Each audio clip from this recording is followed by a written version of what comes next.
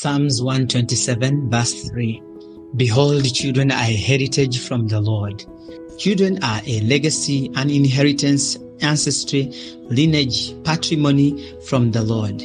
The children in your care are a valued asset from God. They carry a higher weight of value than your job and career ambitions. To make them succeed, you have greatly succeeded in life. Mold your children with character, with godliness. Give them roots to be able to stand in the storms of life. Give them wings so that they can fly free to fulfill their God-given potential. Give them things that last, like moral character, values, conviction, passion, and vision. These virtues will tell you managed well your heritage.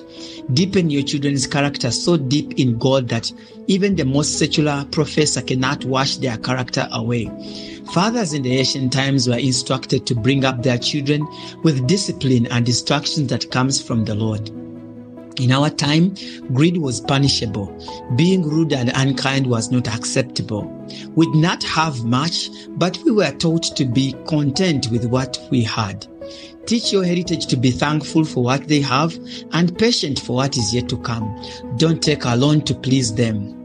As they return to school, remind them, go mix up with others, but don't lose your identity. Don't become like them, but stand out with your outshining character and godliness. But we often go missing at the molding wheel where these virtues and disciplines are built. At a time when our kids are craving for affirmation, we leave them in the full-time care of a maid and a driver. Uganda Bureau of Statistics shows that about 30% of people are single parenting. In Genesis 3:9, God asks Adam, "Where are you?" It was a question of position. It was a question of man's absence in his headship. Where are you? It bothered God that man went out missing on the molding wheel. Does it bother us today that men are missing in their parenting roles? This notion of saying, I have paid the fees, I have met all the bills, facilitated the trip, what else do they need from me? Such a talk comes from men who are sponsors, not parents. Behind the fences of the schools, they wait for you on visiting days, wishing you could come and pay a visit, but in vain.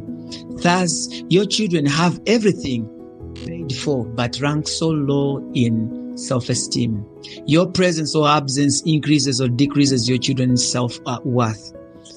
There are no billions of shillings that can buy self-esteem. That's why rich kids also cry when dad is abroad and it is the school parents' day with the driver in the audience standing in for dad. Lavish your kids with time, not material things. Build memories of joy with them that will bring them back home 20 years later. Children bleeding from the wounds of an absent father struggle to call God Father. All the journey of parenting leads to an empty nest. Soon, you and your spouse will be in an empty house when all kids are gone as mature adults. The question is, did your heritage get enough memories to bring them back home? To be in their memories tomorrow, you must first be in their lives today. If you are already an empty nester, parenting children who have already left home is possible, but not an easy task. Maintain an open communication with your children away from home, but respect their space. You can call, text, WhatsApp, but let them set the tone of how often they should communicate with you. Assure them that you are always a call away. Kids don't like begging parents, yet they can provide without mentioning your needs. Always touch a heart before you ask for a hand. Check on them, then it will be easy for you to ask for a hand from them.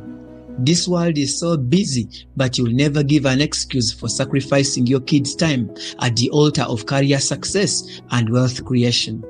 If we don't parent our kids in our old age, they may take us to elderly centers to keep us there because they don't have a bond to care for us in our evening years. Someday we shall say, I am glad I did parenting, or I wish I parented my children. Thank you for listening. Patrick, Living Word Community. God bless you.